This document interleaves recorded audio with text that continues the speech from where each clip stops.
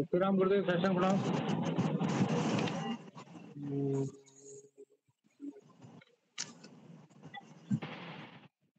श्री राम।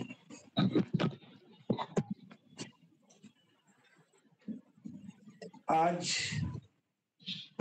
जिस विषय पे हम लोग बात करेंगे वो विषय है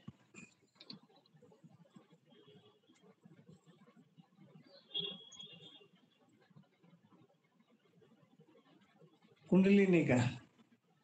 आज हो नहीं रहा, क्या बात है। तो कुंडलिनी वास्तव में है क्या?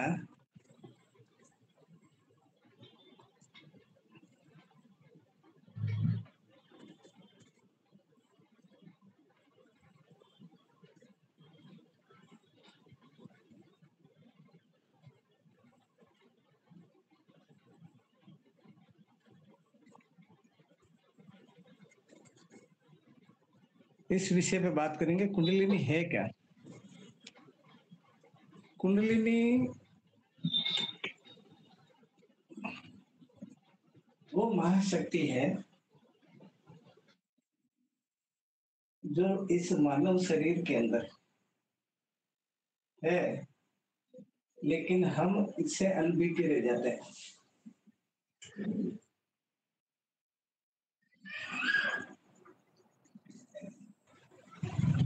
कुंडलिनी ही वो मात्र एक उपाय है जिससे परमपिता परमात्मा की अनुभूति की जा सकती है।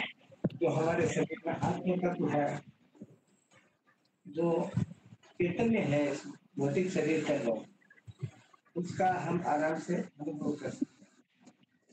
पिछली क्लासों में मैंने बताया था कि ये एक सीढ़ियां है आकाश तत्व, सुषुम्ना नाड़ी। सुषुम्ना नाड़ी के बारे में कल मैंने बता दिया कि ये 3 नाड़ियों का एक जाल है। अब जो अंतिम स्टेज है वो तो प्रथम है। आकाश तत्व तो प्रथम है। तत्व सबसे छोटी की सीढ़ी है, नीचे की सीढ़ी है। तत्व के बाद में हमारे को अनुभव करना है तो सुषुम्ना नाड़ी का। सुषुम्ना नाड़ी का बारीकी से अगर हम अध्ययन करें तो फिर कुंडलिनी जानना या उसकी अनुभूति करना कोई विशेष बात नहीं है। और बहुत सारे लोग ये कहते हैं कि कुंडलिनी जागरण करके बताओ। कुंडलिनी जागरण करना कोई इतना महत्वपूर्ण नहीं समझता हूँ मैं, जहाँ तक मेरा अनुभव है। महत्वपूर्ण तो ये है कि इस शरीर के अंदर जो बोल रहा है, जो सुन रहा है, जो रस ले रहा है, जो राग कर रहा है, बोल रहा है, और जो गंध हमारे में है आसपास प्रकृति में, उसका अनुभव करने वाला कौन है? वो जो जय श्री राम गुरुदेव। जय श्री राम। जय श्री राम गुरुदेव। जय श्री राम। जय श्री राम। जो चैतन्य हमारे शरीर के अंदर है वो महत्वपूर्ण है, क्योंकि उसको अनुभव करना ही चैतन्य की अनुभूति करता है। अब प्रश्न ये है कि कुंडलिनी कौन है? क्या कुंडलिनी की महत्वपूर्ण भूमिका नहीं है इसमें चैतन्य की अनुभूति करने में? और अगर अनुभूति है तो कैसे है? दोनों बातें। या तो कुंडलिनी की अनुभूति आवश्यक नहीं है क्या? और नहीं है तो क्यों नहीं है? और है तो क्यों है? और है तो कैसे है? उसका पूरा प्रोसीजर हम देखेंगे। कुंडलिनी शक्ति एक फोर्स मान लीजिए आप। भाई साहब, मैंने कल बोला था कि आप समय पे ऐड हो जाना, क्योंकि अभी मैं ऐड नहीं कर सकता, मेरे पास कोई ऑप्शन ही नहीं है। कैसे करूँ इसको ऐड? तो कुंडलिनी शक्ति एक ऐसी शुद्ध अवस्था है जब हम माँ के पेट में होते हैं तब वो पूर्ण रूप से सक्रिय होती है। और जब इधर आपके माँ के पेट में रहते हैं ना हम लोग, तो परमात्मा या ये प्रकृति खुद उसको अपनी शक्ति देती रहती है, उस बच्चे को या बालक को या बालिका को। गर्भनाल के द्वारा परमपिता परमात्मा और प्रकृति अपनी शक्ति देती रहती है माँ के लिए हुए आहार के द्वारा। तो तब पूरी सक्रिय रहती है, और तब सक्रिय रहती है तो वो परमात्मा का स्मरण करती रहती है कि सोहम हंस, मैं स्वयं ईश्वर हूँ, मैं स्वयं ईश्वर हूँ। लेकिन इसके, क्योंकि आप देखो माँ के गर्भ में जब बच्चा रहता है ना, तो उस बच्चे का नाम रामलाल, श्यामलाल, सोनलाल, मदन लाल या सीता, गीता, मोहिनी, सोनी ऐसा नहीं होता, उसका नाम ही नहीं होता है। और जिसका नाम नहीं है ना, वो परमात्मा है। अनेक नाम है उसके, अनंत नाम है। सृष्टि में जितने मनुष्यों के वो है नाम, वो सब परमपिता परमात्मा के हैं। बाहर आके आके हम बन जाते हैं रामलाल, श्यामलाल, सोनलाल, दिनेश, सुरेश वगैरह, कृतिका, शशि, इस प्रकार से। अंदर कुछ नाम ही नहीं होता, क्योंकि वो तो अनाम है। और वो इस धरती पर आने के बाद नाम होता है, तो हमें उस अनाम की खोज करनी है, उस बेनाम की खोज करनी है। क्योंकि कबीरदास जी ने लिखा है कि सब वही देखो देश हमारा, ये देश तो गमों का देश है, ये वाला देश गमों का देश है। वो जो बच्चा माँ के पेट में रहता ना, उसको कोई गम नहीं है। उसको न बाढ़ की चिंता है, न तेज धूप की चिंता है, न ज्यादा सर्दी की चिंता है, फ्लूड की, भूकंप की, किसी बात की चिंता नहीं। न जन्म की चिंता है, न मृत्यु की चिंता, किसी बात की चिंता नहीं। इसीलिए वो देश बेगम है, वहाँ गम नहीं है। वो एक देश है जिसको हम अन्न बोलते हैं, वो एक देश है।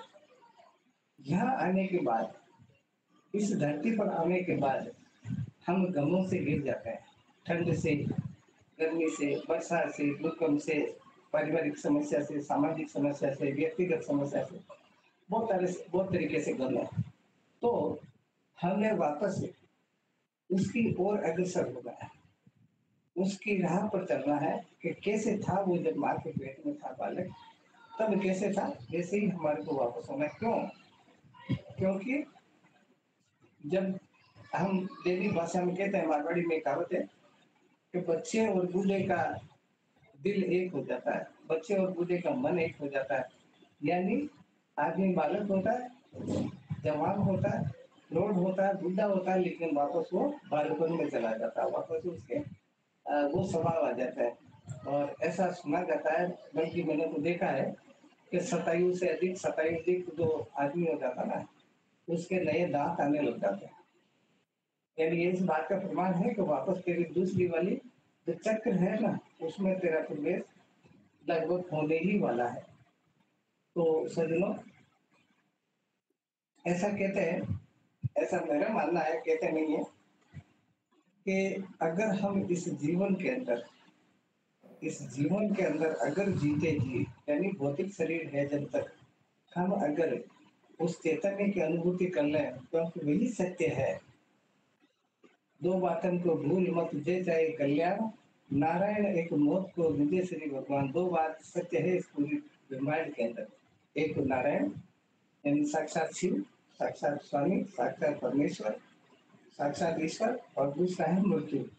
इन दो चीज के अलावा कुछ भी सत्य नहीं है।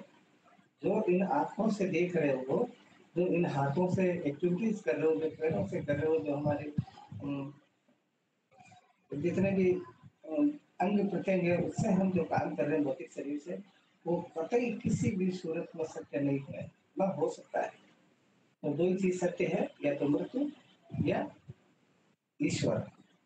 तो मृत्यु का साक्षात्कार तो तब हो ही जाता है जब हमारी अंतिम श्वास होती है। तो हमारे संत ये कहते हैं कि उस मृत्यु का अगर पूर्वाभास कर लिया जाए। अभी जनरल लेवल लोग मौत से डरते हैं। वो डरते इसलिए है कि मेरे मरने के बाद क्या होगा, मेरी पत्नी का क्या होगा, मेरे बच्चों का, मेरे पोते पोतियों का क्या होगा, मेरे परिवार का क्या होगा, मेरे समाज के, इस प्रकार से ये मृत्यु के वक्त सोचता है, मृत्यु के पहले सोचता है। लेकिन अगर उसको मृत्यु की हकीकत पता पड़ जाए कि वास्तव में मृत्यु है क्या, तो फिर ये दुख नहीं रहता है। इसीलिए कबीर ने कहा कि सब में देखो नदेश हमारा। क्यों? क्योंकि आपको मैं बता दूं कि मृत्यु का अनुभव हमें परमपिता परमात्मा रोज कराता है। नींद के रूप में। नींद, एक शायर ने लिखा कि नींद अल्प मृत्यु है और मौत मुकम्मल नींद है। यानी मौत, मृत्यु, शयन, सोना अल्प मृत्यु है। नींद अल्प मृत्यु है। नींद एक छोटी सी मौत का एक पैमाना है, एक परिचय है। और मौत है जो मुकम्मल नींद है, मौत है जो परमानेंट सुला देती है, परमानेंट नींद है। इन दोनों में कोई फर्क नहीं है।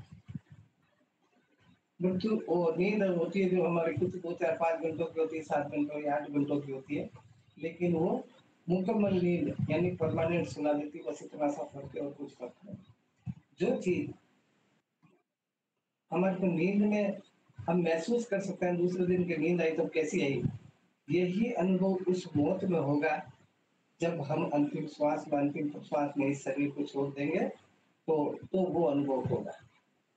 तो क्यों नहीं हम इस नींद का, इस मृत्यु का पहले ही अनुभव कर लें, ताकि हमें बाद में पछताना नहीं पड़े, बाद में डर का अनुभव नहीं हो। या क्योंकि अगर आप लोगों को आपके माता पिता या आपके पति, या कोई पति है तो आपकी पत्नी नए वस्त्र अगर लाए, तो आपको खुशी होनी चाहिए, दुख होना चाहिए? खुशी होनी चाहिए। इसी प्रकार से जब, जिसको हम मृत्यु बोलते हैं, उसके पश्चात नया जीवन मिलेगा।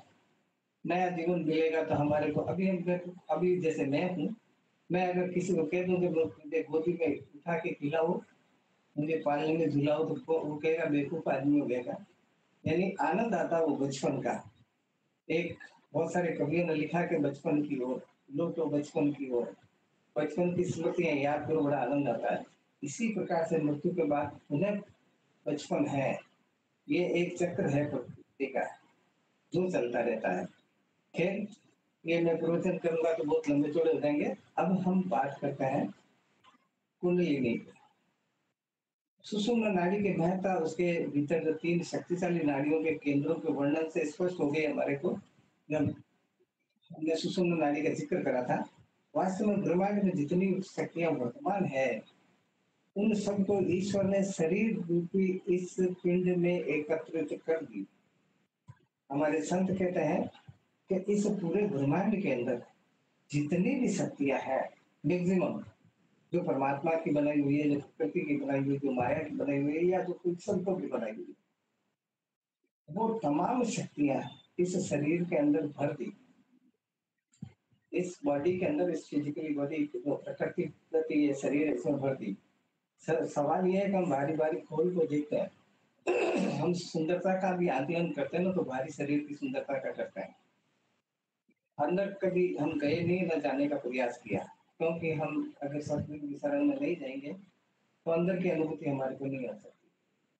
तो तमाम जो ब्रह्मांड की शक्तियां सब इसमें है, कुछ भी असंभव नहीं है।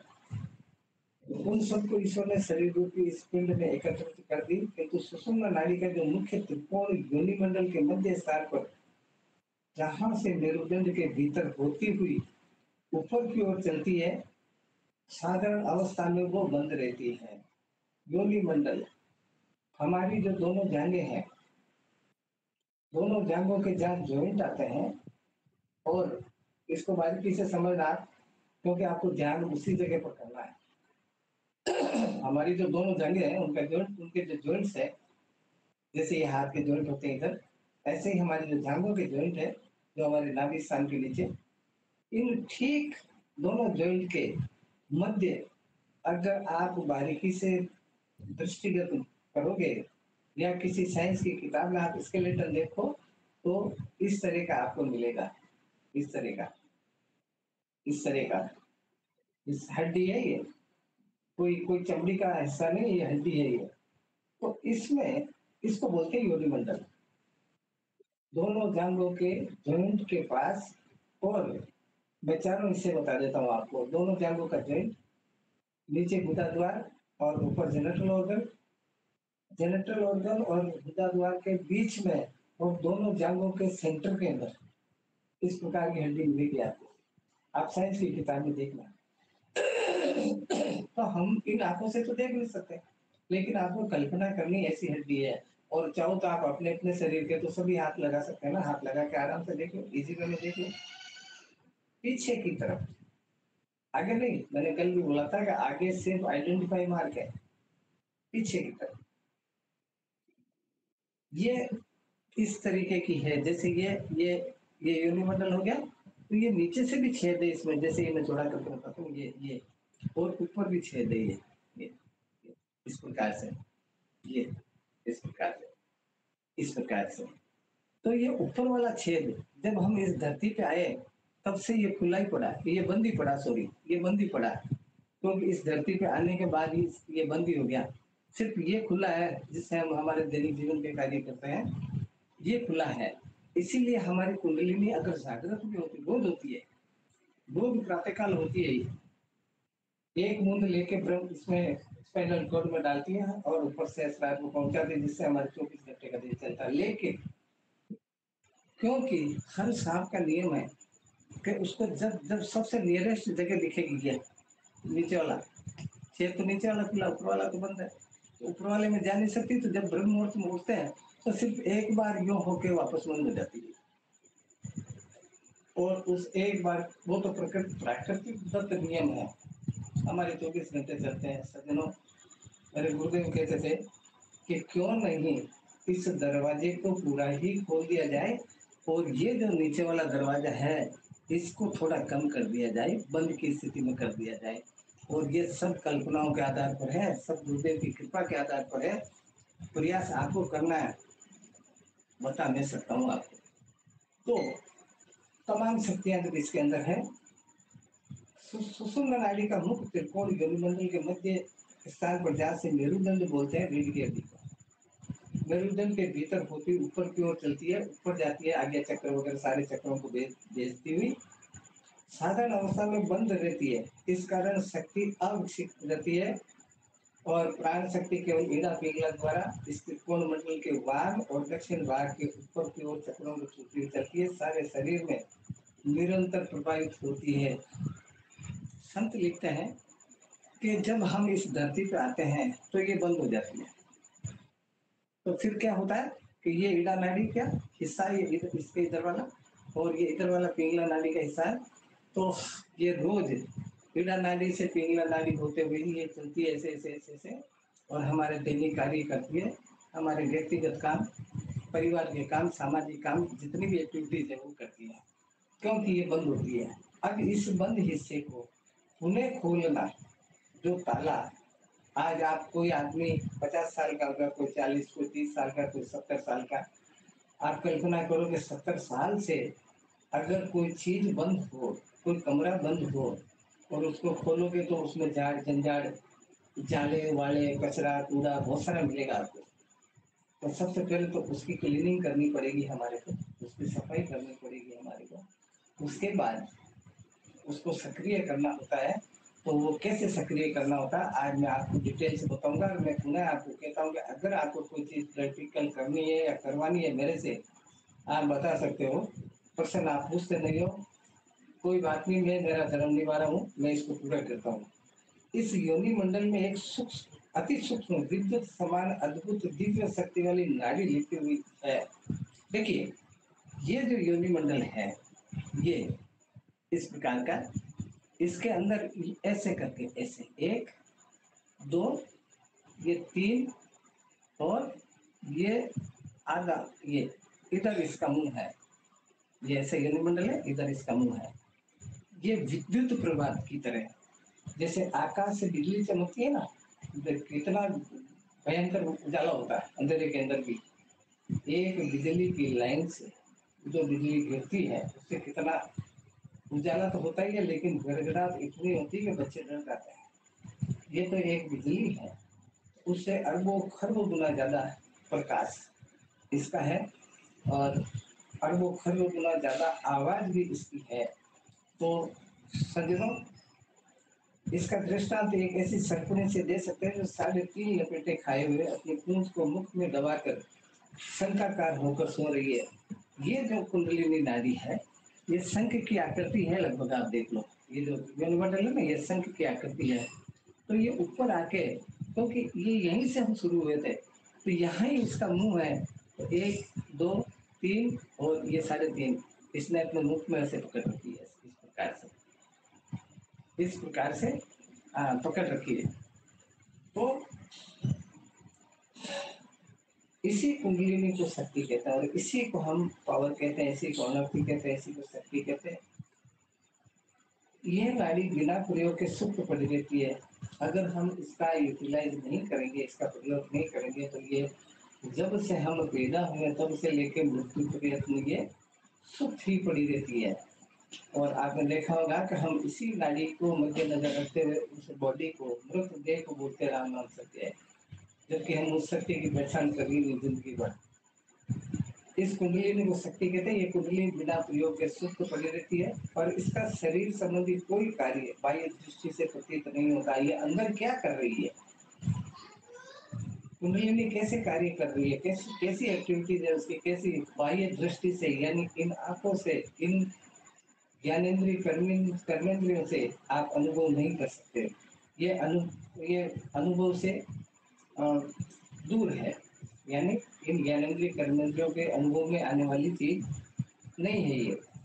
इसी कारण पाश्चात्य शरीर शास्त्र जो फिजियोलॉजिस्ट हुए हमारे, जो विद्वान, जो बाहर के लोग आए थे, उन्होंने कहा कि यार भारत को धर्मगुरु कहते क्यों है, क्या बात है, कोई तो बात है।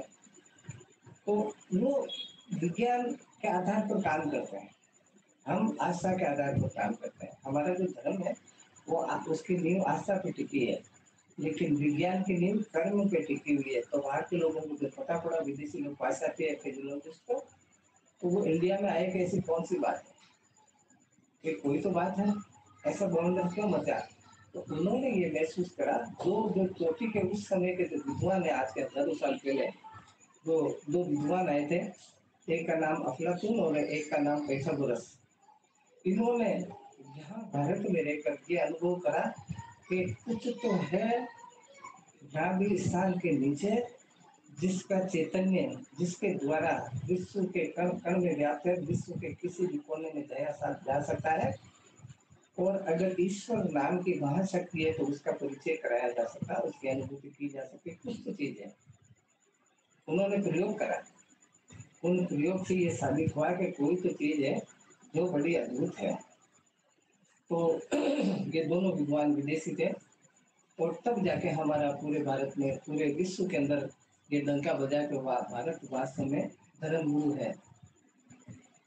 तो इन्होंने ये पाया कि नाभि के पास, अफलातून और पाइथागोरस ने ये पाया कि नाभि के पास एक ऐसी अद्भुत शक्ति विद्यमान है जो मस्तिष्क की प्रभुता को, अर्थात बुद्धि को, के प्रकाश को उज्जवल कर देती है, जिससे मनुष्य के अंदर दिव्य शक्तियां प्रकट हो जाती है। इन्होंने ये कर्म क्रिया करी और ये देखा कि नाभि के पास कोई ऐसी शक्ति है जो हमारे मस्तिष्क में विराजमान जो अद्भुत शक्तियां हैं उनको प्रकाशित कर सकती है, ऐसी कोई चीज है। लेकिन उन्होंने भी देखी नहीं, महसूस किया उन्होंने कर्म के द्वारा, और महसूस किया।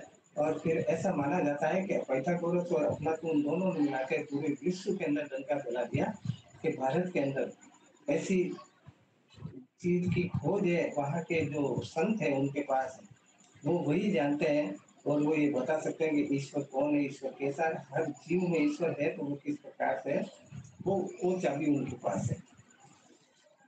अब कुंडलिनी यदि किसी प्रकार से अपने लपेटों को खोलकर सीधी हो जाए, अगर मान लो किसी कारणवश वो अपने जो 3.5 लपेटे हैं उनको अगर खोलकर सीधी हो जाए और इसका मुख सुषुम्ना नाड़ी के भीतर चला जाए, और तो इसी को कुंडलिनी जागरण कहते हैं। कुंडलिनी जागरण कोई बहुत बड़ा विषय नहीं है। इस कुंडलिनी शक्ति को जो इस प्रकार के घर में रहती है, वो सुषुम्ना नाड़ी अगर ये लपेटे अगर खोल दे तो सीधी हो जाएगी, सीधी होगी तो ये अपने इसमें मुंह डालकर सीधा ऐसे, क्योंकि इसमें मुंह डालने के बाद ये फिर बंद हो जाता है, ये बंद हो जाता है, हम कहते हैं ना मुंह द्वार बंद करते हैं, फिर ऊपर जाएगी तो जिधर उसको रास्ता मिलेगा उधर ही जाएगी वो कुंडलिनी। तो इसी को कुंडलिनी जागरण कहते हैं।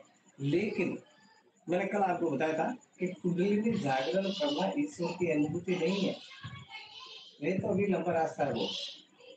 कुंडलिनी जागरण के बाद में तो रास्ते में बहुत सारे चौराहे आते हैं और बहुत सारे स्टेशन आते हैं, बहुत सारे स्टॉपेज आते हैं।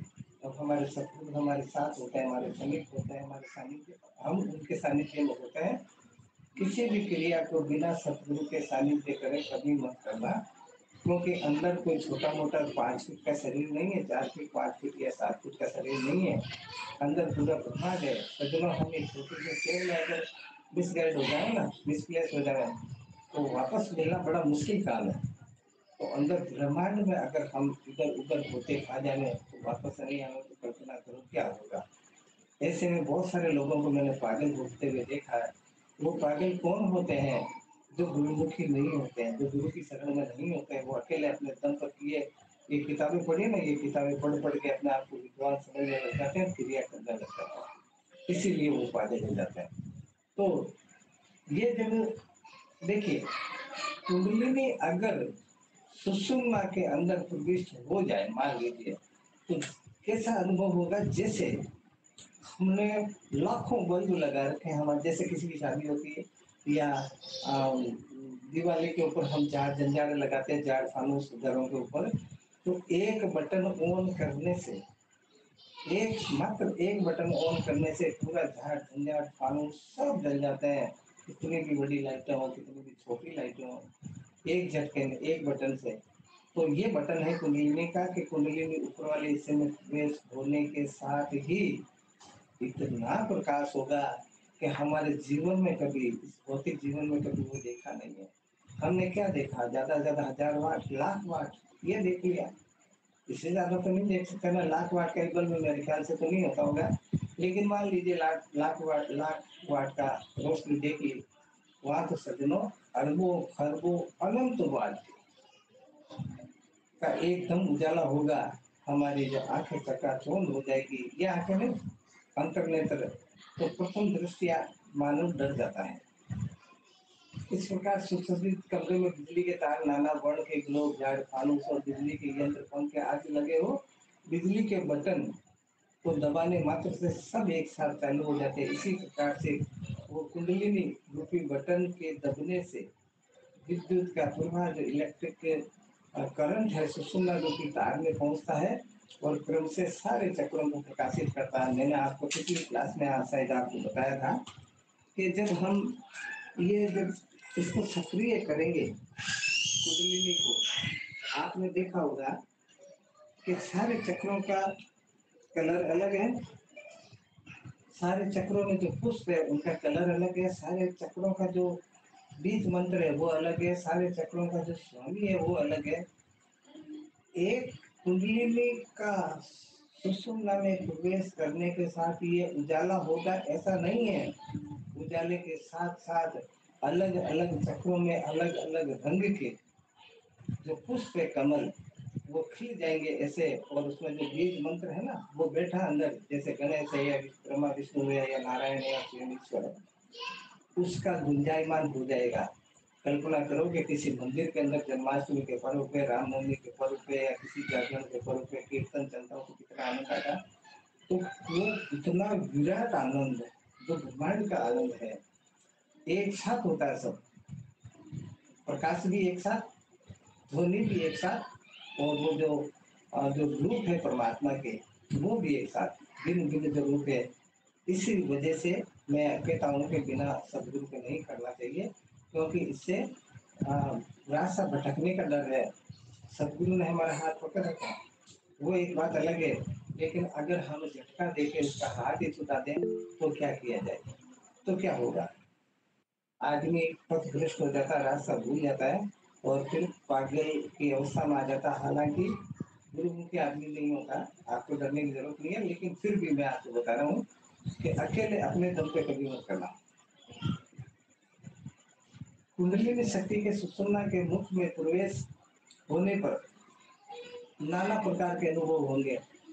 जिन अनुभवों को आपने इस भौतिक जगत में न तो महसूस किया, न देखा है, न करा है, न कर सकने की सामर्थ्य है, वो आप अपने नेत्रों से देखोगे। आप अपने अंतर नेत्रों से देखोगे। सज्जनों, अंतर नेत्र कहाँ होते हैं ये मैं आपको बताता हूँ। क्योंकि जब कुंडलिनी सुषुम्ना में प्रविष्ट करेगी उसके साथ ही हमारी दो आंखें खुल जाएगी, ये वाली इधर दो आंखें हैं ये खुल जाएगी, और ये खुलने के साथ ही ये दृष्टिगत करेगी उसे सारे सीन सीक्वेंस को। तो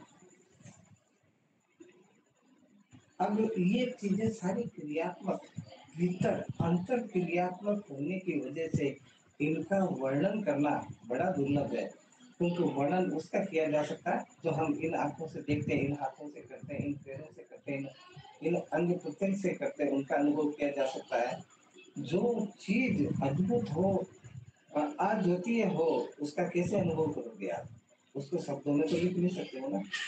इसलिए ये उसका प्रकट करना वर्जित है। जिस प्रकार पृथ्वी में लगे हुए, जैसे नल के अंदर पृथ्वी में एक मोटर लगी हुई है, उसमें नल लगा हुआ है, नल के द्वारा जो पानी ऊपर चढ़ता है, ठीक इसी प्रकार से जो हमारे सुषुम्ना के अंदर जो प्रवाह है वो एकदम से ऊपर चढ़ता है, जिसको हम अमृत कहते हैं।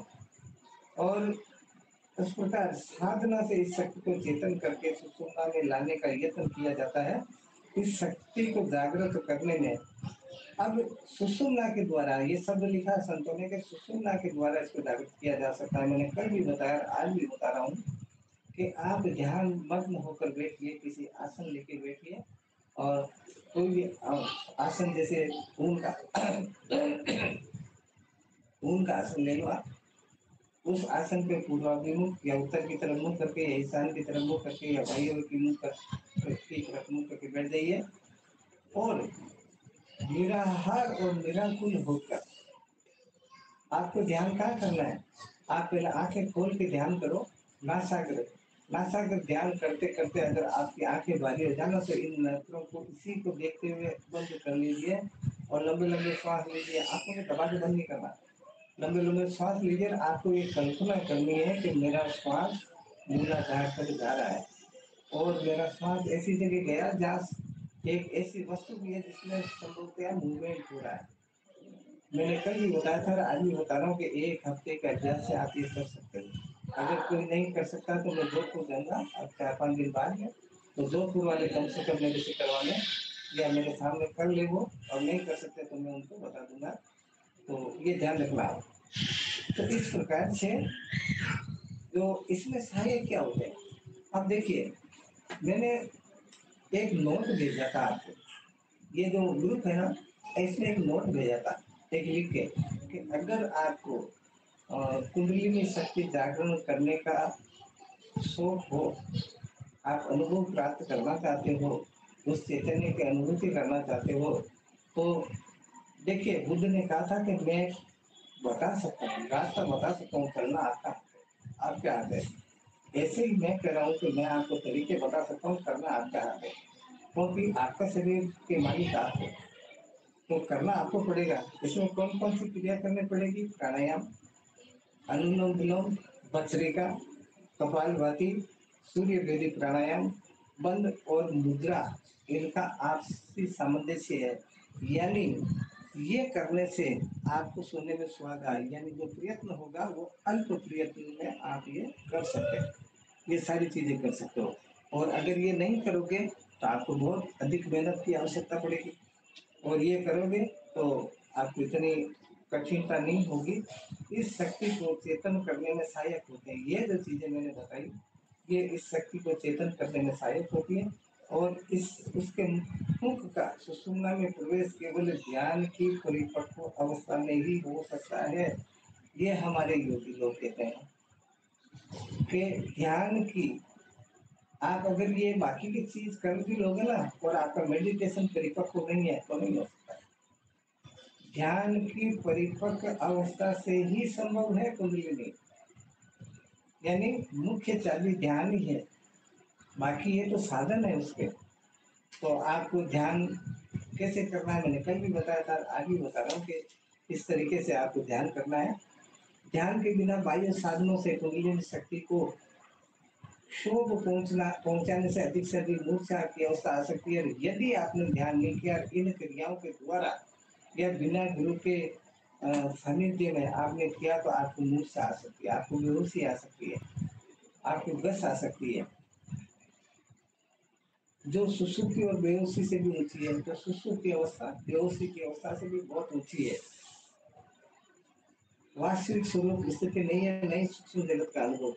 कुंडलिनी जागृत करने का सर्वोत्तम उपाय क्रियात्मक होने से लेखबद्ध नहीं किया जा सकता। ये जो कुंडलिनी का जो फील्ड है, टोटली इंटरवर्किंग सिस्टम है ये, इसलिए इसको लेखबद्ध नहीं किया जा सकता। क्योंकि लेखबद्ध तो उसको किया जा सकता है जो इन हाथों ने किया, इन पैरों ने किया, इन जो अंग प्रत्यंग ने किया, इन आंखों ने देखा है, उसको आप लिख सकते हो।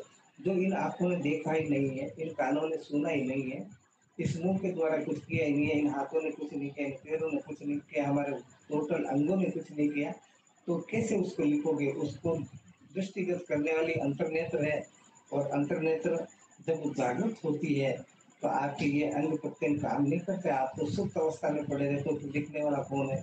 इसीलिए वापस बाह्य अवस्था में आने के बाद आपको अनुभूति है, लेकिन आपके पास शब्दों की कमी पड़ जाएगी कि आपने किस प्रकार से लिखा, या किसी को समझाओ तो किस प्रकार से समझाओ। हालांकि हमारे जो सद्गुरु होते हैं ना, वो इतने सक्षम होते हैं कि वो अंतर और बाहर बाह्य दोनों चीजों को लगभग 90% आपको अंतर जगत की चीजें आपको बता सकता है करके। तो अब इसमें क्या, सबसे पहला काम, बहुत सारे ऋषि मुनियों ने, जब पहले हजारों साल की जीवन हुआ करती थी, लाखों साल की जीवन हुआ करती थी, उस समय हजार हजार सालों तक तपस्या करी। और आज कलयुग में जो रामचरितमानस में तुलसी बाबा ने लिखा है कि कलयुग ही का नाम अधारा सुंदर सुंदर ध्रुव हो पड़ा। नाम का, तुलसी का मतलब ये नहीं कि बैठे बैठे राम राम राम राम राम राम ऐसे करो, ये नहीं। हम हिंदी साहित्य के स्टूडेंट नहीं है, इसलिए हम खाली उस लाइन को पढ़ लेते हैं, उसका अर्थ कर लेते हैं।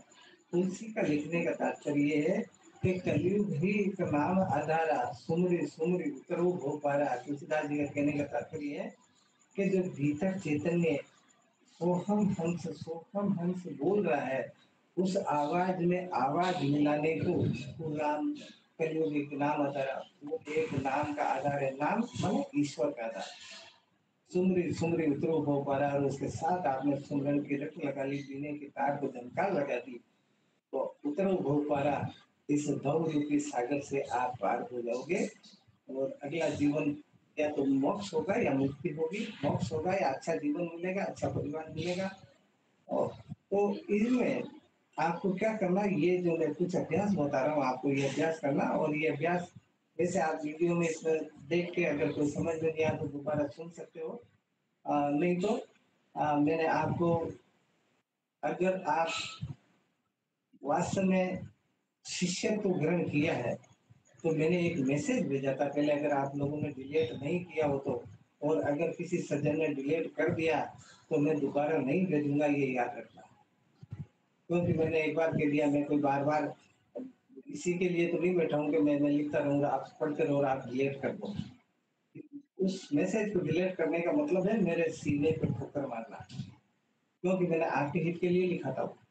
अब क्या करना है इसमें, आप दोबारा सुनिए।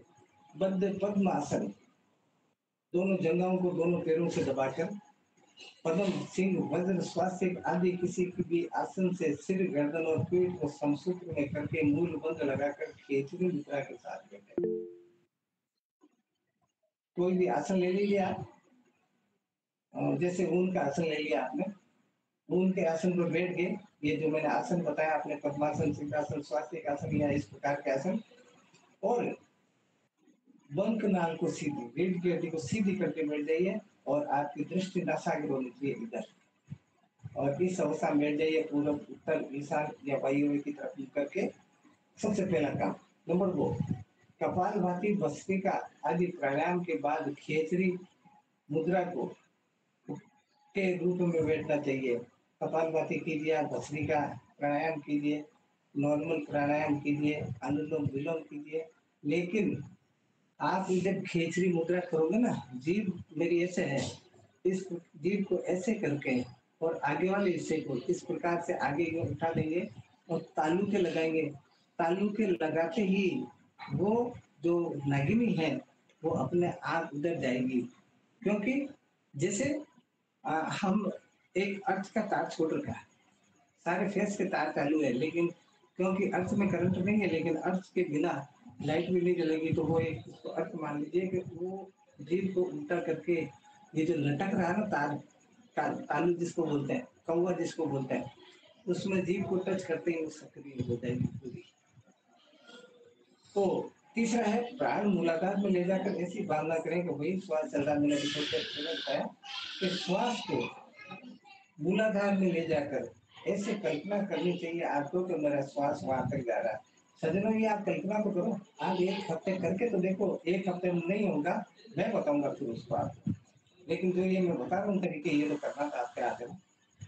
वही मानसिक ध्वनि के साथ प्रणव जाप करो। दूसरी बात, वहां जब आपका श्वास चला गया, आपने कल्पना कर ली मेरा श्वास नीचे तक चल रहा, तो बिना मुंह हिलाए, बिना मुंह हिलाए आपको ओम की ध्वनि बोलनी है। ना कंठ हिलाए, कंठ भी ना इस्तेमाल करना, ना मुंह इस्तेमाल करना। और ओम, जैसे मैं अभी ओम बोल रहा हूँ, लेकिन ना तो मैं सुन रहा हूँ ना आप सुन रहा हूँ, और मैं कल्पना कर रहा हूँ तो वहीं बोल रहा हूँ नीचे। ध्यान करते वक्त ऐसी भावना करें कि कुंडलिनी शक्ति सुषुम्ना में प्रवेश करके मूलाधार को पूर्व मुख करके विकसित कर रही है। और ये सारा काम करते वक्त आपको ये कल्पना करनी है कि अब इसमें मूवमेंट हो रहा है। ये सारी बातें कल्पना पर आधारित है। उसमें मूवमेंट हो रहा है। जब आप कब हो रहा है मूवमेंट? जब आप ओम बोल रहे हो तो। और वो धीरे धीरे मूवमेंट करके उस अपने आटे को खोल रही है, जो साढ़े 3 आटे हैं उनको खोल रही है, और आटे खोल कर वो उसमें प्रवेश करने का प्रयास कर रही है। फिर धीरे धीरे आपको ये कल्पना करनी है कि प्रवेश कर रही है, बस सीधी हो गई, बस कर रही है सुषुम्ना में। और अगर सुषुम्ना में प्रवेश होगी तो ये दावे के साथ कह सकता हूँ कि आपका सीधी कनेक्टिविटी ऊपर से नीचे तक हो जाएगी। इसीलिए मैं बार बार कहता हूँ, हर काम कठिन है, लेकिन कोई भी काम इम्पॉसिबल ही नहीं है। अब आत्मस्थिति के साथ को भी इन चक्रों के चक्कर में न पड़कर अंतिम ध्येय को लक्ष्य में रखना श्रेय करे। बहुत लोग ये मानते हैं कि यार थोड़ा चक्रों का अनुभव कर लिया जाए। आत्मानुभूति का जो लालायित जो छात्र है, जो साधक है, वो दो तरीके होते हैं हमारे। एक तो वो होते हैं जो चक्रों का अनुभव करना चाहते हैं, एक ये होता है कि हमें चक्रों से कोई लेना देना नहीं है, हमें तो आत्मानुभूति करनी है। तो दो रास्ते, आपको कौन सा रास्ता आपको चुनना है? दोनों ही रास्ते ठीक है। अब क्या होगा अगर ऐसा हो तो? क्योंकि आज दिन में भी 2-3 जनों के फोन आए थे, उन्होंने अपनी अनुभूति बताई थी। कुंडली में जब सुषुम्ना में प्रवेश करती है, तब मूलाधार पर जोर पड़ता है। मूलबंध सावधानी से लगाया, मूलबंध अवश्य लगाए सज्जनों। मूलाधार पे इतना झटका पड़ेगा जैसे हमारे पीछे से आके कोई मुक्का मारते हैं पीठ पे या छाती पे, तो सडनली अगर कोई एकदम से कोई मुक्का मारे या किसी लकड़ी भी मारे तो कितनी चोट पहुंचेगी, ऐसे ही एकदम ये झटका लगेगा इस प्रकार से। तो सावधानी से बैठे, मूलबंध लगा कर बैठे। उस समय स्थूल जगत से सूक्ष्म जगत में जाना होता है, अतः बाह्य प्राण हाथ पैर आदि खिंचाव उस समय कब, उसका किस समय? जब वो झटका लगेगा, झटका लगने के साथ ही आपकी कनेक्टिविटी इधर से खत्म होने लग जाएगी धीरे धीरे, इधर से, इस भौतिक जगत से। और भौतिक जगत से कनेक्टिविटी खत्म होने का सबसे प्रत्यक्ष प्रमाण ये है कि आपके हाथ खींचने लग जाएंगे ऐसे, जैसे मेरा हाथ इतना लंबा है और ये ऐसे ऐसे खींचने लग जाएगा, ऐसे ऐसे इतना सा छोटा हो जाएगा। ये देख रहे हो मेरा, इस प्रकार से छोटा हो जाएगा, इस प्रकार से छोटा हो जाएगा, लंबा हो गया। तो ऐसे ही पैर अंदर की तरफ जाएंगे, गर्दन अंदर की तरफ जाएगी, सब चीज सिकुड़ने लग जाएगी। ये मौत के समय भी ऐसा ही होता है, क्योंकि मौत के समय हम भौतिक शरीर से हमारा संबंध विच्छेद हो जाता है। और जब जब भी विच्छेद होगा ना, ये या तो मृत्यु के समय होता है, ये योग के समय होता है। तो डरना नहीं चाहिए, क्योंकि जब हम योग के समय एक बार अभ्यास कर लेंगे ना, तो फिर मृत्यु का कभी हमारे को अभ्यास को डर नहीं रहेगा। अब सूक्ष्म जगत से अपरिचित होने के कारण भयभीत नहीं हुए। भय की वृत्ति आती ही कुंडलिनी वापस लौट जाती है। सज्जनों, खास बात यह है कि अंदर जाती आपको सब चीजें नहीं लगेगी, सब चीजें अद्भुत लगेगी, सब चीजें बड़ी विराट लगेगी। इसलिए भयभीत मन को होगा। अगर डर गए तो ये वापस उस अपने घर में चली जाएगी। कौन से घर में? उस वाले घर में, फिर नहीं आएगी। क्योंकि अगर सांप पकड़ना वाले सपेरे को पूछो कि एक बार इसने सांप पकड़ लिया तो ठीक है, और सांप को पकड़ने में देरी कर दी, वापस बिल में घुस गया ना, तो वापस उसको निकालना बड़ा मुश्किल है सपेरे के लिए भी। तो डरने की आवश्यकता नहीं है, क्योंकि नई नई चीजों का आभास होगा अंदर। आपको ये देखना है कि मेरे साथ मेरे शत्रु है, कि डरना किस बात का है। कभी कभी भयंकर वो अप्रिय दृश्य आते हैं, लेकिन नुकसान नहीं पहुंचाते। जो अलौकिक चीजें हैं वो आपको डराएगी जरूर, भय जरूर दिखाएगी। जैसे कोई ऐसे राक्षस की तरह बन के आ गया, कोई कुछ बहुत बड़ा, इस मकान जितना बड़ा कोई जानवर बन के आ गया, आपकी तरफ लपक रहा है, लेकिन वो खाएगा नहीं। खाता कौन है? लौकिक। लौकिक जीव खाता है, अलौकिक नहीं खाता है, डराता है। तो डरना नहीं है। अगर डर गए तो वापस अपने रीसेट हो जाएगी, रिप्लेस हो जाएगी, वो फिर वापस नहीं निकलेगी। ये सब प्रकार के भय तब तक रहते हैं जब तक कुंडलिनी भृकुटी तक नहीं पहुंच जाए। आज्ञा चक्र पर जाने पर भय नहीं रहता, उस समय सूक्ष्म जगत का ज्ञान हो जाता है। यही वास्तव समाधि है। अगर कोई आदमी ये कहे कि समाधि क्या है, तो बिना डर के सीधे सीधे आज्ञा चक्र जो मेडुला प्लेक्सस तक आप चले गए, बस दैट इज समाधि। वही समाधि है, तो उसी को समाधि कहते हैं, क्योंकि बाह्य जगत का आपको ध्यान ही नहीं रहेगा। और उसमें सम मतलब बराबर, आदि, तो आदि और परमात्मा के हाथ है आदि ईश्वर, जो ईश्वर भी और ईश्वर के समकक्ष हमारे सतगुरु भी आपने सामने ही विराजमान रहते हैं। इसीलिए उसको समाधि कहते हैं, क्योंकि हमारा चित्त वहीं लगा रहता है, इसलिए बाह्य जगत का संबंध छूट जाता है। भ्रुकुटी और भ्रूणरंध्र में प्राण रुक जाने के पश्चात शवासन में लेट। आजकल कई बार क्या होगा कि हम ये क्रिया करेंगे ना, तो हम श्वास ले रहे हैं, लेकिन आपको अगर बहुत सारे कुछ सज्जनों का अगर अनुभव होगा तो मैं आपको वो महसूस कर लेंगे। नहीं अनुभव तो मैं बताता हूँ कि इस क्रिया को करने के बाद, स्वाधिष्ठान के बाद जाने के बाद, आपकी श्वास की गति धीरे धीरे धीरे कम होती होती होती बंद हो जाएगी, बहुत कम होगी, बहुत बहुत न्यून हो जाएगी। अगर श्वास भ्रुकुटी में कहीं अटक गया आपके, क्योंकि मैंने बताया ना कि छोटा मोटा शरीर नहीं है, ये ब्रह्मांड है पूरा। अगर अटक गया तो क्या करना? शवासन में लेट जाना, शवासन में लेट जाना। अब एक सज्जन ने पिछली बार पूछा कि जब होश ही नहीं रहेगा तो शवासन में लेटेंगे कैसे? ये बात तो सज्जनों उसको बोलो ना, आपके सतगुरु को बोलो। जब अभ्यास शुरू कर रहे हो तो उसको बोलो कि हे परमपिता परमात्मा, मेरे सतगुरु राम, अगर मेरे में कोई विशिष्ट परिस्थिति अवस्था में विशिष्ट परिस्थिति वश मैं इधर इधर उधर भ्रमण करने लग जाऊं और मैं कहीं अटक जाऊं, मेरा सांस कहीं अटक जाए, तो मेहरबानी करके मुझे मुझे लिटा देना शवासन में, या आपकी बड़ी मेहरबानी होगी उसको देना। ये बात उसको कहोगे तो वो लिटाएगा अपने आप। पिछली क्लास में पूछा था कि आसपास कोई नहीं है, अगर आसपास कोई है तो उसको कहो, और नहीं है तो अपने सतगुरु को बोलो ना, तो वो श्वास वापस सक्रिय हो जाएगा। अन्यथा वो उधर ही उधर घूमता रहेगा, क्योंकि अरबों उधर आप कोई अगर पुरुष है और आपने अधिकतर लोग मेल ही है, ये फीमेल को ये सुख प्राप्त नहीं है, क्योंकि फीमेल शमशान जाती नहीं है। मेल लोग जो पुरुष लोग है, वो जो कोई मर जाता तो जाते हैं, तो आपने देखा होगा कपाल क्रिया करते हैं। तो कपाल क्रिया को बारीकी से आप नजदीक जाकर देखो, लाखों नहीं, करोड़ों नहीं, अरबों, बाल से भी करोड़ों गुना पतली बारीक, जो हमारी आंखों से नहीं दिखती बहुत सारी। इसीलिए हम घी डालते हैं इधर, चंदन घी वगैरह डालते हैं, क्योंकि आत्मा का निवास है इधर, वो निकलती है। तो एक ही नाड़ी में इधर उधर चले गए तो वहां 100-200 तो है नहीं, जब वही वापस आ जाओगे अरबों खरबों है, तो हम भटकने का डर रहता है। इसीलिए सदगुरु को पहले निवेदन कर दो, ये फिर उसका काम है। अब तो इसको ब्रह्म रंध्र बोलते हैं। रंध्र कहते हैं चेतो ब्रह्म ने ईश्वर। आध्यात्मिक शक्तियों का शारीरिक कार्यों में कभी भी प्रयोग मत करना। जितनी भी हमारी आध्यात्मिक शक्तियां हैं, तो उनका भौतिक जगत में कभी अभ्यास मत करना। कभी ये करने लग जाओ कि आपको अनुभव हो जाए, आप बहुत बड़े पंडित बन जाओ, आप बहुत बड़े योगी बन जाओ, तो मुंह मरोड़ने लग जाओ कि मैं तो योग कर सकता हूँ। काट की हंडी एक बार चलती है। भौतिक कार्यों में अनुभव मत करना। जैसे फॉर एग्जाम्पल, जैसे मैं अभी मान लो एक एग्जाम्पल बता रहा हूँ कि मैं पैसे से बहुत दुखी हूँ, मान लीजिए, तो मैं उस शक्तियों का उसमें इस्तेमाल करूँ। एक बार ले लो पैसे लाख करोड़, फिर क्या करोगे? फोकस का पैसा आया वैसे ही जाएगा। किसी सुंदरता का शौक है, एक बार इस्तेमाल कर लो, फिर ये खत्म है इस जीवन में। इसलिए कभी भी भौतिक कार्यों में इसका इस्तेमाल नहीं करना चाहिए। ये मेरा भी कहना है, मेरे सतगुरु का कहना है। इस मार्ग में आडंबर बनावट से बचते हुए अपनी शक्तियों के इस मार्ग में आप चल रहे हो, तो बार बार ये घोषणा मत करो, मैं ये कर सकता हूँ, मैं ये कर सकता हूँ, मैं ये कर सकता हूँ। गरजने वाला बरसता नहीं है, और जो बरस है ना वो गरजते नहीं है।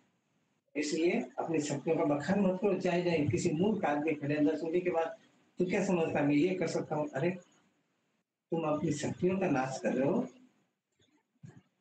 इस मार्ग में आडंबर बनावट के बचते हुए अपनी शक्तियों के अनुभवों को साधारण अवस्था में रहना चाहिए। क्यों? क्योंकि यम न संतम न चासंतम न श्रुतम न बहुश्रुतम न श्रुतम न दुर्वर्तम वेद कश्चित स ब्राह्मण गूढ़ धर्माशितो विद्वान ज्ञात चरितम चरेत अंधवच जडवच संपि मूकवच मही चरेत। ये हमारे योग शास्त्र में लिखा है कि जिसको कोई संत या असंत, श्रुत या अश्रुत, सूरत या दूरत नहीं जानता, वे ब्रह्मनिष्ठ योगी है। गूढ़ धर्म का पालन करता हुआ विद्वान जो योगी होता ना, दूसरों को अज्ञान चरित, दूसरों के सामने खाली होकर बैठता है, दूसरों के सामने बच्चा होकर बैठता है। भले ही आप कितने ही पारंगत हो जाओ, लेकिन कभी किसी संत के पास जाओ, कभी किसी विद्वान के पास जाओ, तो अपना ज्ञान मत जाओ, क्योंकि खाली होकर बैठोगे तो और आपको कोई नई चीज देगा वो। और हम हमारी बड़प्पन करने लग जाए तो वो क्या बांटा देगा हमारे को? उसको पता ही है, तो पहले डेढ़ होशियार है। तो अन्य के समान आप विचरण करो, इस मूर्ख के समान पृथ्वी पर विचरण करो जैसे आप कुछ जानते ही नहीं। ईश्वर की ओर से जो कुछ भी होता है मनुष्य के कल्याण के लिए होता है, किंतु शक्तियों का सांसारिक कार्यों में प्रवेश करना बिल्कुल वर्जित है। ये नोट कर लेना आप। तो सज्जनों, ये मैंने कुंडलिनी का विषय बताया आपको। कल जो हमारी क्लास होगी वो अपने तत्वों का बारीकी से आपको एक एक तत्व का जो वो बताऊंगा कि किस तत्व को सिद्ध करने के लिए क्या करना पड़ता है। अब एक चीज आपको नोट करनी है। हम जब थोड़ी देर पहले मैंने बताया था कि इस योनि मंडल में, इसको दोबारा आप अच्छी तरह समझना, ये जो योनि मंडल है, इस योनि मंडल में इधर से ऊपर से शुरू होती है, एक, दो, ये तीन, और ये साढ़े तीन, ऐसे पकड़ रखी, फिर ये पकड़ रखी, ऐसे ऐसे इस प्रकार से। मेरे पास वो मार्कर पेन नहीं है, बोर्ड तो मैंने ला रखा है, नहीं तो मैं बना के बताता आपको, कल बताऊंगा, कल मार्कर पेन लिया हूँ मैंने। वो उस जब पकड़ रखी है, जब वो छोड़ती है, तो मैंने आपको बताया था, देखो ये जो योनिमंडल है ना, इसके ऊपर भी छेद है और नीचे भी छेद है। नीचे छेद है उसको सब जानते हैं, जिसको हम गुदा द्वार का जो होता है उस तरह होता है। ऊपर का छेद बंद है, ये सिर्फ ब्रह्म मुहूर्त में होता है, एक बार ऐसे और फिर बंद हो जाता है। अब इस जगह पर, किस जगह पर, इस जगह पर, इस जगह पर जो हमारा स्केलेटन है, जो योनिमंडल है, उसमें दो चीज है, एक काम, एक राम। आपको काम चुनना है या राम चुनना है, ये आपके हाथ है। दो शक्तियां हैं उधर, और दोनों बड़ी पावरफुल शक्तियां हैं। एक शक्ति है जो भौतिक जगत में इस्तेमाल होती है, और एक शक्ति है जो पारमार्थिक जगत में इस्तेमाल होती है। करना क्या है आपको, कहाँ इस्तेमाल करना है, ये आपके हाथ है। अगर वही अद्भुत शक्ति, अद्वितीय शक्ति, अनमोल शक्ति आपको, आपने अगर काम में लगा दी, तो फिर राम में नहीं लगेगी सज्जनों। इसलिए क्योंकि हमारा अंतिम सत्य परमात्मा है, अंतिम सत्य ईश्वर है, अंतिम सत्य नारायण है। इसलिए राम में जरूर लगाना आप, क्योंकि दोनों शक्तियां सोचना आपका काम है कि आपको लगाना का, मेरा काम बताना है। अब मैं, आप लोगों को कोई चीज समझ में है तो आप पूछिए, ताकि मैंने कुछ क्वेश्चन बनाए जो मैं आपसे पूछता हूँ। आप लोगों को कोई पूछना तो पूछिए आप।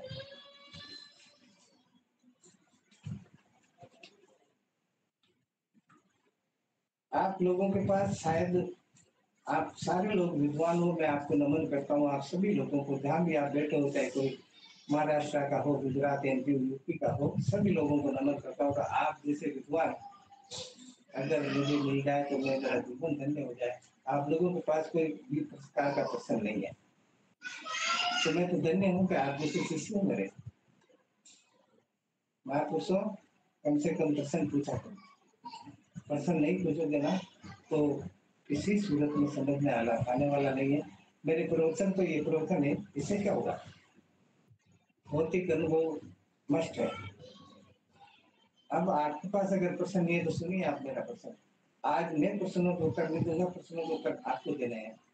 नंबर 1, मेरुदंड क्या है और इसको मेरुदंड क्यों कहते हैं? आप बताइए फटाफट, ज्यादा वेट तो मत कीजिए क्योंकि समय वेस्ट होगा हमारा। क्योंकि आज मैंने पहले तय कर दिया कि 1 घंटे की जगह चाहे 1.5 घंटा लगे, 2 घंटे लगे, कोई फर्क नहीं। हित होना चाहिए हम लोगों का, आप लोगों का, आप लोगों के कल्याण की कोई बात होनी चाहिए। तो फटाफट बताइए जिसको भी पता है कि मेरुदंड किसको कहते हैं और क्यों कहते हैं इसको मेरुदंड। कोई भी बता सकते। देखिए, कोई अगर गलत भी बताएगा तो यहाँ कौन सी हमारी परीक्षा होगी जो इनाम मिलेगा या हम फर्स्ट सेकंड थर्ड डिवीजन में आएंगे? गुरुजी, रीढ़ की हड्डी को मेरुदंड कहते हैं। क्यों कहते हैं इसको मेरुदंड? ये पता नहीं। ये मेरु कहते हैं इसको। मेरु माने पर्वत। मेरु का मतलब पर्वत है। शैले शैले न माणिक्यम मौक्तिकम न गजे गजे, साधु नहीं सर्वत्र चंदन न वने वने। हर पर्वत के अंदर माणिक नहीं मिल सकता, लेकिन इस पर्वत के अंदर माणिक है। इस पर्वत के अंदर, ये जो पर्वत है ना, इसके अंदर अद्भुत शक्ति का वास है। इसीलिए उसका रास्ता, उसको चढ़ने की शक्ति ये है, इसलिए इसको मेरुदंड कहते हैं। ये मेरु दंड माने सिद्धि, दंड कहते हैं सिद्धि को, और मेरु माने मेरु। सुषुम्ना के भीतर कितनी नाड़ियों का जाल होता है? चलो ये मोनू ने भी बताया तो है, जितना आता है उतना बताया। तो यहाँ कौन सा हमारी कोई 72,000। हाँ 72,000 गुरुजी। और कोई किसी को पता हो तो बताओ देखा। सुषुम्ना के भीतर कितनी नाड़ियां होती है?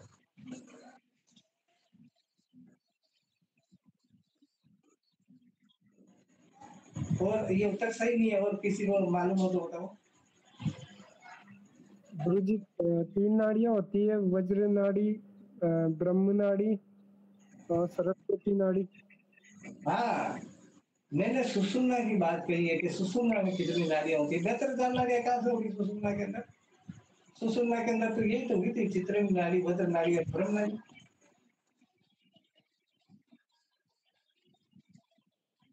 मैंने नाभि के लिए नहीं पूछा, खाली सुषुम्ना के लिए पूछा हूँ। अब मेरा तीसरा क्वेश्चन देखिए, इससे आपकी जागृति बढ़ेगी, इससे आपका अनुभव बढ़ेगा। आप ये मत सोचना कि हमारी फजीती कर रहे हैं। मैं तो आपसे भी कम ज्ञानी हूँ। मैं खुद अभी अध्ययन कर रहा हूँ, मैं खुद विद्यार्थी हूँ आपकी तरह। मैं आपको सिखा रहा हूँ, मैं कहीं से सीख रहा हूँ, फर्क कोई नहीं है। मैं दूसरी जगह से सीख रहा हूँ, आप मैं, और मैं सीख कर मैं आपको बता रहा हूँ। तो मैं भी विद्यार्थी हूँ, आप भी विद्यार्थी हूँ। तो ऐसा नहीं है कि मैं विद्वान हूँ और मैं ये प्रश्न पूछ के आपका आपका फजीता करना चाहता हूँ, आपका अनादर करना चाहता हूँ, आपका इंसल्ट करना चाहता हूँ। ऐसा मेरा मानस नहीं है। मेरा मानस है कि कम से कम मेरा परिवार इतना सक्षम हो जाए कि किसी के सामने अपनी गर्दन को झुकाए नहीं। इसलिए मेरा ये मानस है, इसीलिए मैं ये आप लोगों को बताता हूँ। तीसरा प्रश्न है कि सूक्ष्म शरीर और सूक्ष्म प्राण का स्थान कहाँ पर है? सूक्ष्म शरीर 25 तत्वों का बना हुआ है और सूक्ष्म प्राण, इसका स्थान इस बॉडी के अंदर कहाँ है? सूक्ष्म शरीर और सूक्ष्म प्राण का स्थान इस शरीर के अंदर कहाँ है? अगर आपको मृत्यु के बाद कहीं जाना है तो कहाँ से निकलेगा दम? और नींद के समय आपको सपना आता है तो वो जीव किधर से निकलेगा? ये बताना आपको कि सूक्ष्म शरीर और सूक्ष्म प्राण का स्थान कहाँ है शरीर के अंदर। सपने स्वप्न अवस्था में जब जीव जाता है अपने अंश को लेकर, तो किस रास्ते से जाता है? गुरुदेव, मस्तिष्क पर ये जो सब ऊपर होता है ना, क्या बोलते हैं इसको, सबसे ऊपर वाला चक्र जो है उसमें। तीसरा तीसरा जी। हाँ, नहीं और कोई बताओ देखें। ये ठीक नहीं है उत्तर। गुरु जी आज्ञा चक्र से। नहीं, और कोई बताओ, ये भी ठीक नहीं है। हाँ? नहीं मालूम। सहस्त्रार गुरुदेव, सहस्त्रार चक्र। नहीं सुंदरलाल जी, ये सही नहीं है उत्तर। किसी को प्रॉपर उत्तर कोई बात। जैसे जय श्री राम प्रभु, ये नाभि स्थान है ना, सारी जो नाड़ियां हैं यहाँ से जुड़ी हुई होती है, तो यहाँ से निकलेगा प्रभु सूक्ष्म शरीर का। गुरु जी नहीं है। हाँ? नाभि स्थान से प्रभु। मूलाधार। सुनो, सूक्ष्म शरीर का वास और सूक्ष्म प्राण का वास सुषुम्ना में होता है। मैंने कल आपको बताया था सज्जनों कि कोई आदमी मरता है ना, तो रीढ़ की हड्डी से डॉक्टर पानी निकालता है थोड़ा सा, और उस पानी से आकलन करता है कि अब ये 1 घंटे का मेहमान है या 1 दिन का मेहमान है। यानी सूक्ष्म शरीर टोटली उस सुषुम्ना के अंदर रहता है, उसका निवास स्थान वही है सुषुम्ना। पूरी बॉडी में कहीं भी सुषुम्ना शरीर का स्थान नहीं होता है, और सुषुम्ना के अंदर होता है। अब इसमें कितनी शक्तियों के केंद्र है? कितनी शक्तियों के केंद्र है, कोई बता सकता है? शरीर के अंदर कितनी पावर स्टेशन है?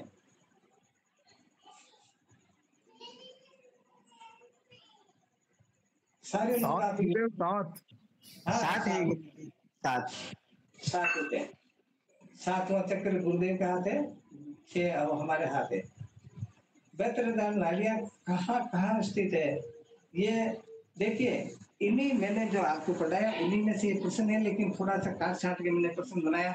मैं इसका जो प्रश्न देगा ना, मैं मेरे दिल के अंदर बिठा कर रखूंगा। वैसे आप सब मेरे दिल के टुकड़े हो, लेकिन मैं ये मान लूंगा कि हाँ वास्तव में इसने मनन किया है इस विद्या का। बताइए आप, बेहतर नाड़ियां कहाँ कहाँ स्थित है? कोई शरीर का अंग का नाम लेके बताइए आप। जय श्री राम, सारे चक्रों में प्रभु, सभी 6 चक्रों में है। हाँ? 6 चक्रों में ही नाड़ियां हैं प्रभु सब। हाँ, ये प्रश्न का उत्तर सही है, लेकिन 6 चक्रों में बताओ किस किस चक्र में कितनी कितनी नाड़ियां होती है? प्रश्न तो ठीक है, उत्तर तो कितना पड़ेगा? देखो गुरुदेव, 12,000 नाड़ियां होती है एक चक्र में। 6,000 इधर हाँ। उड़ा की तरफ, 6,000 पिंगला की तरफ। एक चक्र के अंदर 12,000 नाड़ियां होती है। 6 ऐसे, जैसे ये चक्र आ गया, ये चक्र, इसमें इधर ईड़ा जा रही है, इधर पिघला जा रही है, ऐसे। तो 6,000 इसकी, 6,000 इसकी, 12,000 ऐसे हमारे 6 चक्र है। तो बात छिन बेहतर, 7वें चक्र के छोड़ो, वो स्वतंत्र है। इस प्रकार से 72,000 नाड़ियों का निवास है। मूलाधार में 12,000, स्वादिष्टान में 12,000, मणिपुर में 12,000, इस प्रकार से। ये किसने बोला? ये मोहन भाई ने बोला शायद। ये बिल्कुल ठीक है उत्तर। अब शरीर में पदम कितने होते हैं? पदम कितने होते हैं? पदम किसको बोलते हो आप? 6 गुरुदेव, 6। कमल होता है गुरुदेव, पद्म कमल, वही। तो जो चक्र है 6 चक्रों के ही होते हैं पद्म गुरुदेव। हाँ, सभी में होते हैं। 7 होते हैं सुंदरलाल जी। उसका सहस्त्रार होता है, यानी अनंत जी 1000 पंखुड़ियों का। जी जी गुरुदेव। अब अगर मुक्त और युक्त त्रिवेणी संग हो जाए तो आपके शरीर में क्या परिवर्तन आएगा? मैं एक बार आपको बता दूं कि नीचे जो हमारे है गुदाद्वार के पास में, वो मुक्त त्रिवेणी है, और ये इधर है वो युक्त त्रिवेणी है। अगर ये एक हो जाए, एक ऐसे, तो आपके शरीर में क्या होगा? या हो सकती है या नहीं हो सकती है? अगर होती है तो क्या बदलाव आएगा? नहीं हो सकती है तो क्यों नहीं हो सकती? इससे आपका तर्क शक्ति बढ़ेगी, इसलिए मैं आप लोगों को पूछ रहा हूँ। गुरुदेव, यदि ये एक हो जाती है तो आदमी शून्य में चला जाएगा एकदम। फिर आत्मज्ञान वगैरह होना जो भी है, मतलब दिमाग एकदम शून्य हो जाएगा, उसको कहीं का भी वो नहीं रहता है, अंदर की यात्रा रहेगी फिर। हाँ हाँ, ये ठीक बात है। सहस्रार के अंदर कितनी नाड़ियां होती है? सहस्रार चक्र के अंदर कितनी नाड़ियां होती है? सहस्त्रार तो आपने बताया तो गुरुदेव, वो तो ओपन है एक तरह से, 6 वो उसी में होती है, हाँ, जितनी भी नाड़ियां हैं। लेकिन इसकी मैंने पिछली जो चौथी क्लास हुई थी उसमें बताया था। अगर किसी सज्जन को ध्यान हो तो बताओ। देखो, सहस्त्रार अपने आप में स्वतंत्र है, जैसा अभी सुंदरलाल जी ने बताया। सहस्त्रार स्वतंत्र है क्योंकि हमारी पहुंच मियाँ की दौड़ मस्जिद तक, हम की दौड़ यहाँ तक है, वो स्वतंत्र है। वह सतगुरु की कृपा पर जाया जा सकता है। लेकिन सतगुरु की अगर कृपा भी हमारे ऊपर हो गई तो फिर हमें वहाँ 3 महापुरुष मिलेंगे। किधर मिलेंगे? इधर मिलेंगे। पहले महापुरुष का नाम है ब्रह्म नाड़ी, दूसरे का नाम है विष्णु नाड़ी, तीसरे का नाम है रुद्र नाड़ी। 3 नाड़ियां आपको याद है? किसी को मैंने पिछली क्लास में बताया था। ये 3 नाड़ियां, ब्रह्म नाड़ी, विष्णु नाड़ी और एक रुद्र नाड़ी। ये 3 नाड़ियां हैं यहाँ। अब 3 नाड़ियां ऐसे ऐसे ऐसे इस प्रकार से, अब आप तो तीनों से संपर्क करोगे, परमपिता परमात्मा की अनुभूति होगी। ब्रह्म नाड़ी, विष्णु नाड़ी और रुद्र नाड़ी, 3 नाड़ियां हैं इधर ऊपर, लेफ्ट माइंड, राइट माइंड और middle mind. Left mind Vishnu नाड़ी, राइट माइंड ब्रह्म नाड़ी और जो मिडिल माइंड है रुद्र नाड़ी। ये 3 नाड़ियां इधर है ऐसे ऐसे, इस प्रकार से, इस प्रकार से ऐसे। पिछली क्लास में बताया था मैंने, शायद आप भूल गए। देखिए, 3 नाड़ियों का उद्गम स्थान कहाँ है? इनका उद्गम कहाँ है या इनकी पैदावार कहाँ होती है? कहाँ उद्गम होती है 3 नाड़ियां? इधर पिंगला सुना मूलाधार के पास गुरुजी। और कोई इससे अलग कोई किसी का उत्तर है? मूलाधारी है गुरुजी। हाँ। शरीर में दिव्य दृष्टि का यंत्र किसको बोलते हैं? शरीर के अंदर दिव्य दृष्टि का यंत्र किसको बोलते हैं? आज्ञा चक्र। पढ़ाई। हाँ, आज्ञा चक्र को बोलते हैं दिव्य दृष्टि। क्योंकि आज्ञा चक्र पर जाने के बाद आप कालातीत हो जाते हो। आपको बहुत सारी मतलब यंत्र का मतलब मशीनरी, तो दिव्य दृष्टि आप कहीं का भी किसी भी जगह का इजी वे में अवलोकन कर सकते हो। शिव नेत्र का माप क्या? जो शिव नेत्र है हमारा, उसका पहली बात ये बताओ, शिव नेत्र कहते हैं किसको?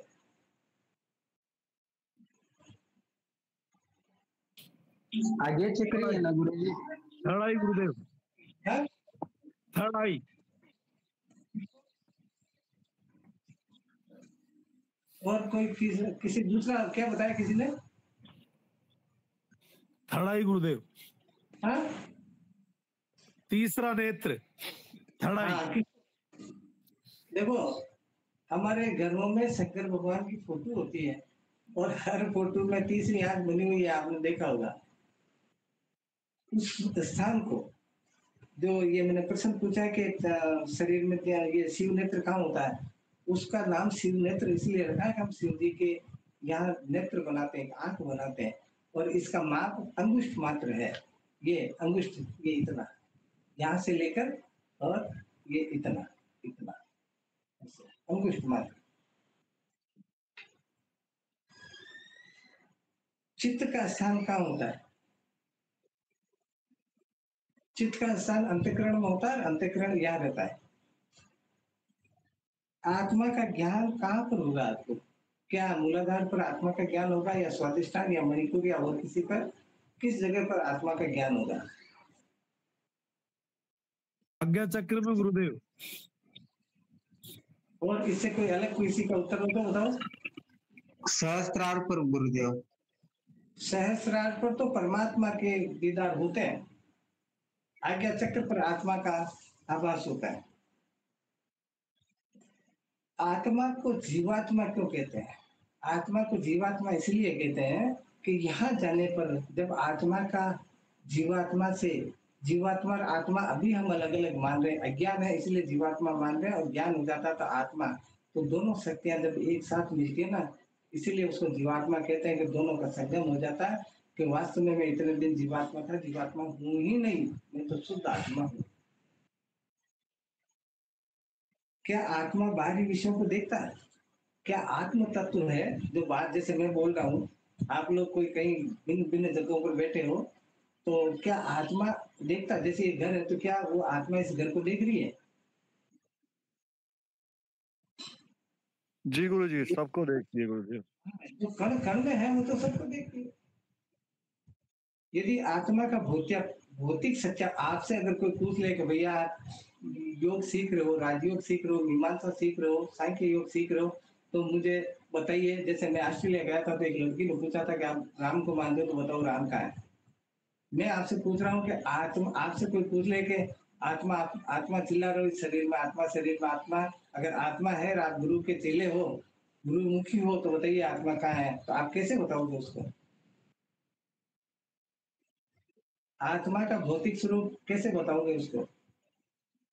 गुरुदेव, जो अपने को आंखों में जो हीरे दिखते हैं ना, उसी को आंखों के हीरे के अंदर अगर उसको बोलो कि भाई इस तेरे को आत्मा देखनी तो मेरे सामने खड़ा हो जा और मेरी आंखों में तू अपने आप को देख, एक बिल्कुल तिल से भी छोटे हिस्से में वो पूरा आदम कर दिखेगा, वही आत्मा का स्वरूप है। आप इस पूरे ब्रह्मांड का कोई भी कांच का टुकड़ा लिया, ये इतना सा, उसमें आपका पूरा फोटो नहीं दिख सकता, लेकिन उसमें दिखेगा। यदि वेदों के महावाक्य लिखा है, ऋग्वेद के अंदर लिखा है प्रज्ञानम ब्रह्म, यजुर्वेद में लिखा अहम ब्रह्मास्मि, सामवेद में लिखा तत्वमसि और अथर्ववेद में लिखा अयमात्मा ब्रह्म। इनका अगर कोई किसी ने वेद पढ़े हो, या मैं इतने दिन से एक क्लास ले रहा हूं, तो बता सकते हो कि प्रज्ञानम ब्रह्म का मतलब क्या होता है? आपसे अगर कोई पूछ भी ले तो इसको दोबारा आप सुनना, शायद मैंने ये बताया नहीं आपको, वैसे सूक्ष्म रूप से तो बता दिया, लेकिन आपको शायद जानकारी नहीं है। तो जो ऋग्वेद के अंदर लिखा प्रज्ञानम ब्रह्म, जो ज्ञान के परे है वो ब्रह्म है, ये हमारा ऋग्वेद कहता है। यजुर्वेद कहता है अहम ब्रह्मास्मि, मैं स्वयं ईश्वर हूँ।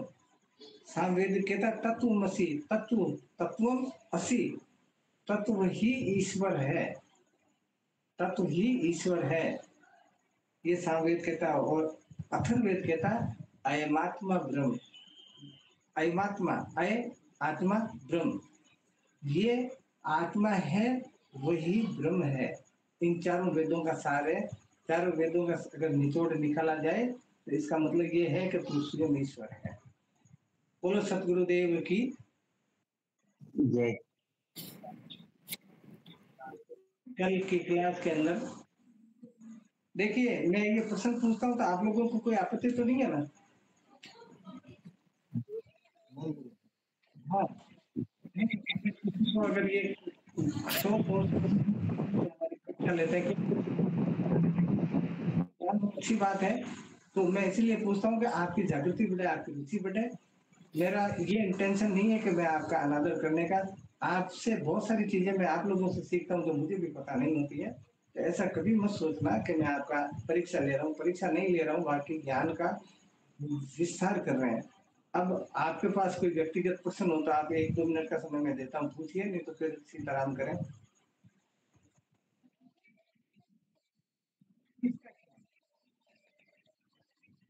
अभी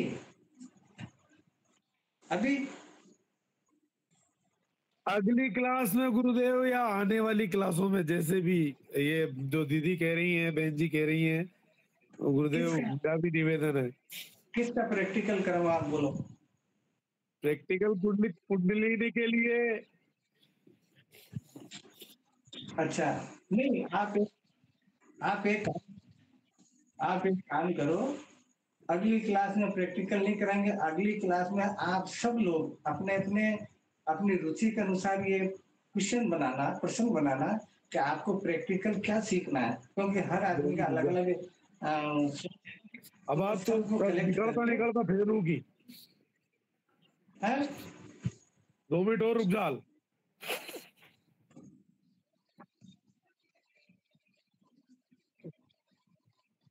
वो सब अपना अपना प्रश्न बनाना, और कल वाली क्लास में जो मैं तत्व समझाऊंगा उसमें फिर मैं प्रश्न आपसे पूछूंगा कि भाई आपका कोई प्रश्न हो तो फिर ये बताना, ताकि मैं मेरी डायरी में नोट कर लूंगा कि ये फला फला चीज का प्रैक्टिकल करना, तो मैं फ्री करके तैयारी करके फिर आप लोगों को आराम से तैयार, मेरी तो तैयारी है, लेकिन मुझे तैयारी का मतलब मुझे ये याद रहेगा कि अब किस किस को क्या क्या समझाना है, क्योंकि मैं मेरे हिसाब से समझूं तो वो एक बात अलग है, मेरी वो एक बात अलग है, लेकिन आप अगर पूछो वो समझो तो ज्यादा बेटर रहेगा। तो मैं मेरे हिसाब से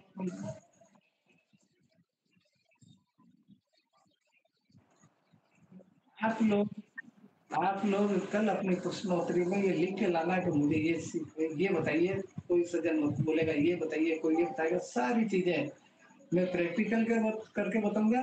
अभी मेरा स्वास्थ्य लगभग 80% ठीक हूँ मैं, तो आप लोगों को बताऊंगा, क्योंकि कुछ चीजें हो सकती है ऐसी जो लंबे श्वास लेने की तो मेरा भी थोड़ा टफ है, तो हो सकता है उसमें मैं गुरुदेव आप अपने आप को स्वस्थ महसूस करो जब करना गुरुदेव। सुंदरलाल जी स्वस्थ हूँ अभी मैं, और हाँ मैं इसमें जोधपुर वाले अभी सज्जन ने पूछा था किशन बनाने के 10 तारीख को, तो मैं रामनवमी तो यही मनाता हूँ जहाँ मैं रहता हूँ, जी और गुरु। उसके बाद अगला जो जोधपुर होगा। तो जय श्री राम। कल समय पे मिलना, आज भी 2-3 सज्जन चालू होने के बाद में कनेक्ट होने का प्रयास करा, मिलेंगे। प्रणाम गुरुदेव, प्रणाम गुरुदेव।